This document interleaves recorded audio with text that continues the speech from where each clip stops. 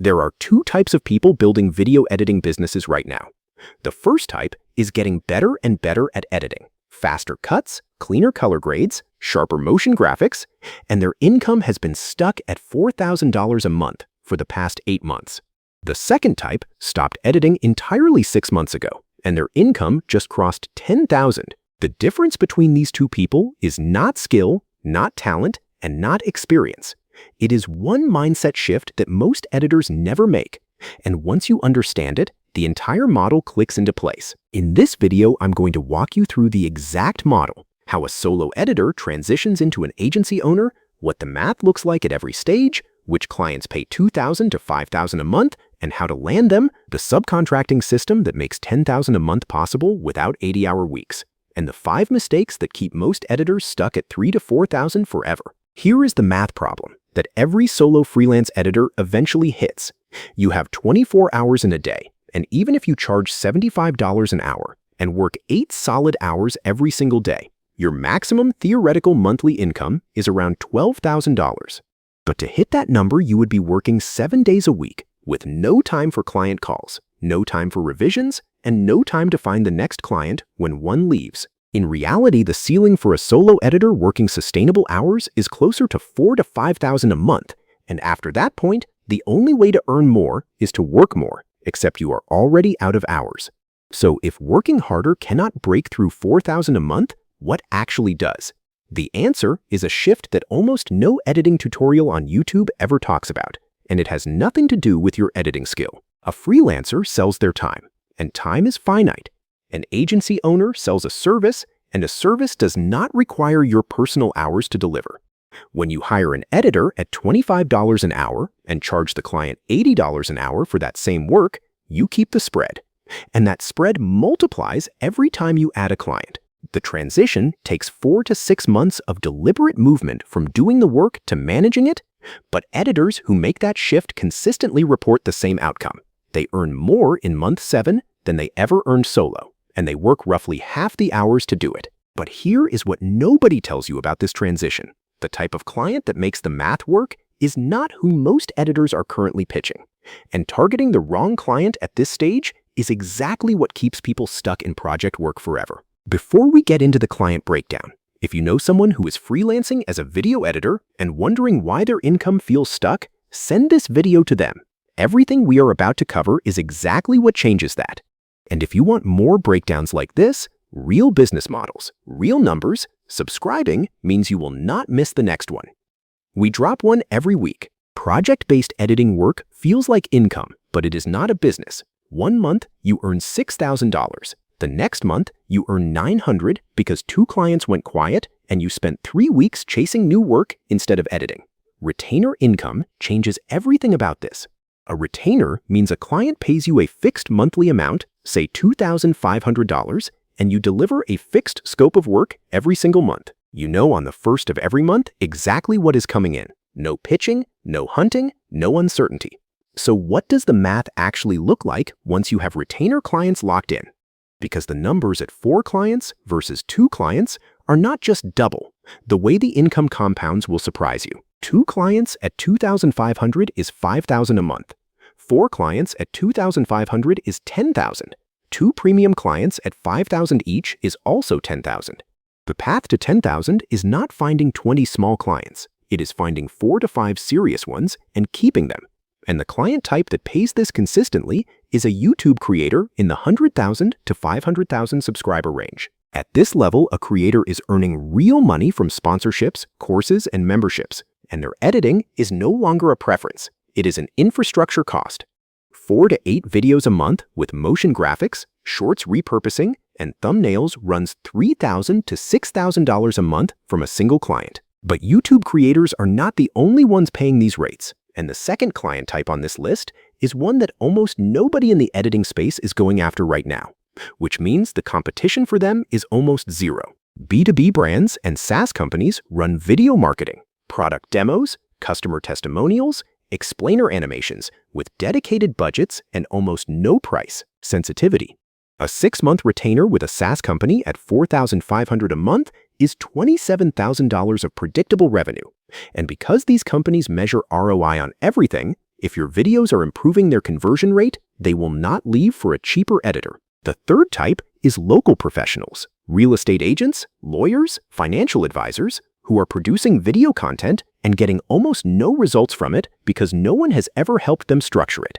They pay $1,500 to $3,000 a month, they are extraordinarily loyal, and they refer other professionals constantly without being asked. Knowing who to target is only half the equation. The other half is getting them to actually respond to you. And the outreach method that converts at 20 to 30% is so different from what most editors are doing that it feels almost counterintuitive the first time you try it. The standard approach most editors take looks like this. They find a job post, write a 5-paragraph proposal listing their tools and experience, and attach a portfolio link. That proposal is identical to the 30 others the client just received, and the response rate sits between 2 and 5% on a good day. The approach that actually works is different. Before you send a single word about yourself, you make something for the client. Find a creator whose content you can study for free, identify one specific thing their editing is missing, and make a 2-minute sample showing exactly how you would fix it. Send it, not as a pitch, just as something you made. Editors using this approach report a 20 to 30% response rate because the client has already seen your work before they even reply. On Upwork, there is one specific format that takes this even further. And it is so simple that most editors skip it entirely because they assume nobody actually watches what they send. They are wrong. When you apply to a job on Upwork, record a 2-minute Loom video walking through the client's channel, identifying one specific problem and showing how you would solve it. Most editors submitting proposals are sending text.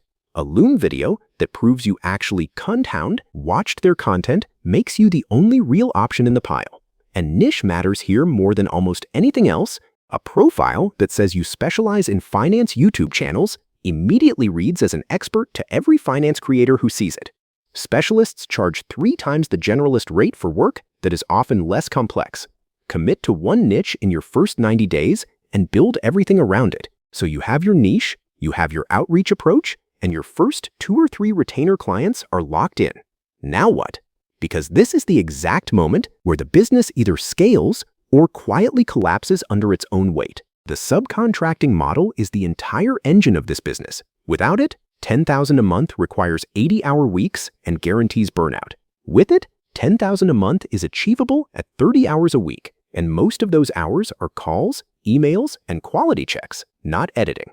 Here is how the math works at the simplest level. You charge a client $2,500 a month for 4 long-form videos plus social clips. You hire an editor in the Philippines at $20 an hour who spends roughly 50 hours a month on this client's work, a cost to you of $1,000. Your margin on one client is $1,500 a month, and you personally spend 4 to 5 hours a week on communication and quality review. 3 clients, structured this way, is $4,500 a month for 12 to 15 hours of your personal time per week. But where exactly do you find editors who can actually deliver this quality? And how do you make sure a new subcontractor does not blow up a client relationship you spent months building? Online jobs. PH is the most reliable source for Philippines-based editors with strong English, Western content familiarity, and real experience on the platforms your clients use. Always run a paid test project before assigning any real client work. It costs you $20 to $30 and prevents a client complaint that ends a $2,500 retainer. Quality control is non-negotiable on every single video before it reaches the client. A 5-minute review at double speed catches 90% of issues, and one bad delivery can end a retainer relationship worth $30,000 a year. As you scale past 3 editors, something interesting happens to your role, and it is the part of this business most people never see coming until they are already living it. You stop reviewing every video yourself and hire a lead editor whose job is to manage the other editors and run quality control. You move to weekly check-ins, client strategy calls, and new business development. At 8 clients with 3 to 4 editors, your gross revenue is $20,000 a month, and your net after editor costs and tools is $12,000 to $14,000. That is the agency. That is what the model looks like at scale. The model is real, the math is clean, and the path is clear. So why do most people who try this fail before they ever reach month 4? The answer comes down to 5 specific mistakes, and the dangerous thing about all of them is that each one feels completely reasonable at the time. The first mistake is keeping the freelancer mindset past the point where it helps you. The moment your income exceeds $4,000 a month, your most important job is building the system that delivers editing without you, not editing faster yourself. Editors who make this shift report doubling their income within 90 days. Editors who do not stay stuck at the same number indefinitely. The second mistake is one that cost editors thousands in lost revenue every single month, and most of them do not even realize they are making it. No niche. A portfolio of 5 finance videos beats a portfolio of 50 mixed videos every time, because a finance creator searching for an editor sees immediate relevance, and specialists charge 3 times the generalist rate as a direct result. 90 days in one niche, and you will understand why every successful agency owner calls this the single most important decision they made. The third mistake is staying on project work when retainers are available. When a project client is happy with your delivery, that is the exact moment to offer a retainer. Not next week, that moment. 3 retainers at $2,500 beats 12 one-off projects at the same total revenue because you know your number on the first of every month and you stop spending 40% of your time pitching. The fourth and fifth mistakes are the ones that tend to sneak up quietly. They do not announce themselves, they just slowly drain the business from underneath you until the damage is already done. Underpricing and never raising rates. Raise rates 10 to 20% annually with every client. 70% accept it, 20% negotiate, and the 10% who leave are the most demanding and least profitable anyway. And finally, skipping quality control on subcontracted work.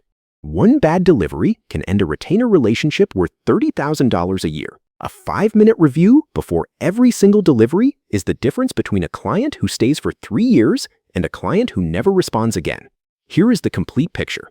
A solo freelance editor has a hard income ceiling around $4,000 to $5,000 a month because they are selling hours and hours are finite. An agency owner sells a service and a service scales with editors rather than with hours. The model is retainer clients at $2,500 to $5,000 a month, subcontractors delivering the actual work, and you managing quality, relationships, and growth.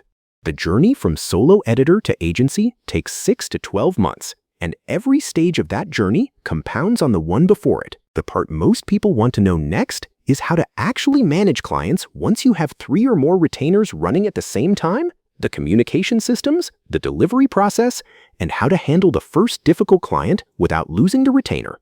That is exactly what the next video covers.